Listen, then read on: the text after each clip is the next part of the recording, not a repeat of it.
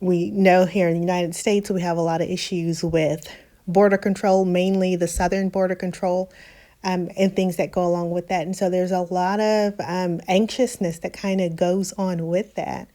And what I see a lot of content creators, posting videos about is this particular thing.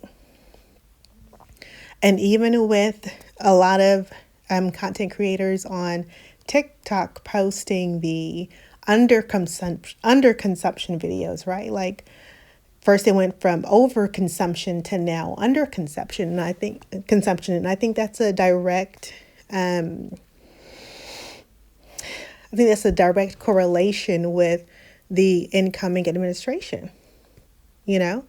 People kind of sometimes feel like I maybe need to, tighten up my dollar, tighten up my pocket just a little bit until I see how things are gonna, fan out. Let me be prepared and be over prepared if that's, even possible, which obviously the over preparation can lead to what some people would call hoarding. And there's a section of YouTube, and I don't think there's anything wrong with preparing, but there is a section of YouTube that falls under the category of prepping. So you see a lot of people, teaching you survival skills, things about what you need to have in your pantry, what you need to have in your medicinal cabinet, how much cash, or gold or things that you need to have on reserve in case you need to barter for something, right? So there's a whole umbrella under that. And that's been going on for quite some time. I mean, these prepping videos, they go back. And I remember when the pandemic hit in 2020, they really, viewership went through the roof, because now it's like we've kind of been telling y'all, all this time that you need to prepare. And I don't think it was like in a matter of I told you so, but, hey, here we are, this thing is happening. Next time, here's what you need to do. You know what I mean?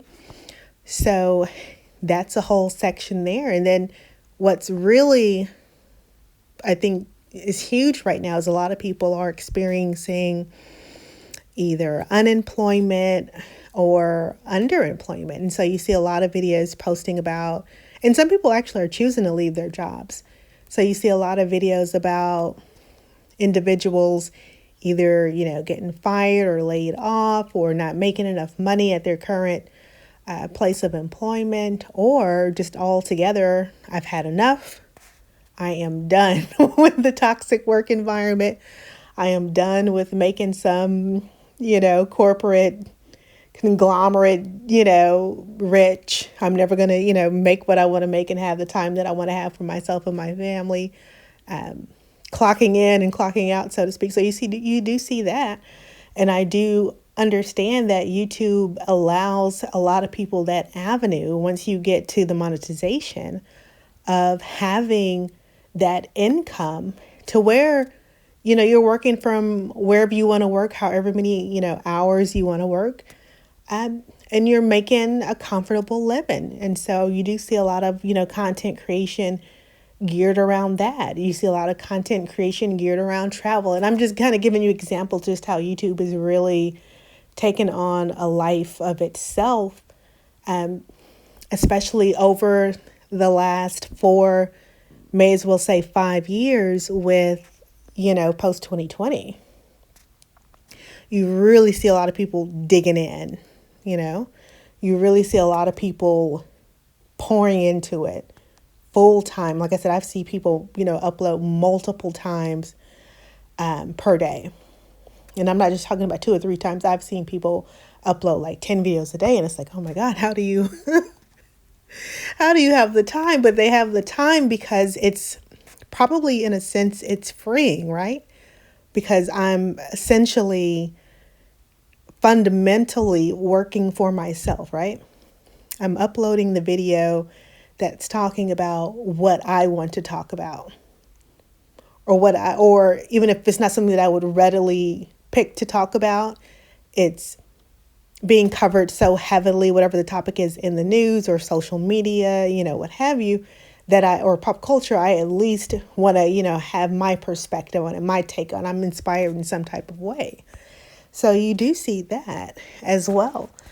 And so I came onto YouTube. I joined YouTube many, many years ago, but I never really thought about it in terms of money. I think I uploaded like a couple of family videos and it's like, and forgot about it. I'm kind of a private person. As you can kind of see, I really don't put my face in the videos. You don't want to see this mug, you know. But I never took it, that seriously until probably the last, few months. It's like, hey, I really want to see what I can put in and I really want to see what I can get out as well. Because here is a way for me to share what knowledge I have, share what experiences I have, share my perspective on things and to connect with people, And even if it's not in connection with agreement, I've had people leave comments under my video. They totally disagree with what I said. And I appreciate that because I think sometimes there's value in a different perspective because sometimes you just don't see things that way, And how can you grow if you're never challenged with that opposition? So, and people have said things I've never considered it that way. I never fathomed it that way. And here it is. So, there's definitely opportunity there. So this is my ode to, whoever may be thinking about starting their own YouTube channel and just not sure where to go with it. What would I even say? I don't want a camera in my face, or maybe I don't mind a camera. I just don't know what I would talk about. I would just say start somewhere, start somewhere, someplace in your life that you don't mind sharing.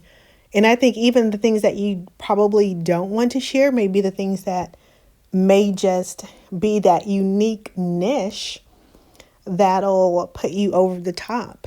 So I definitely say, go for it. But with the amount, and just to kind of segue into something else, with content creation, I definitely can see where maybe within the next, I would say couple of years, I can see it really becoming something where these major companies, and I know that's kind of like anti-YouTube, right? Like we all want to be our own individual person. But I really can see where companies honestly would like buy into some of these platforms. Some of these platforms are huge.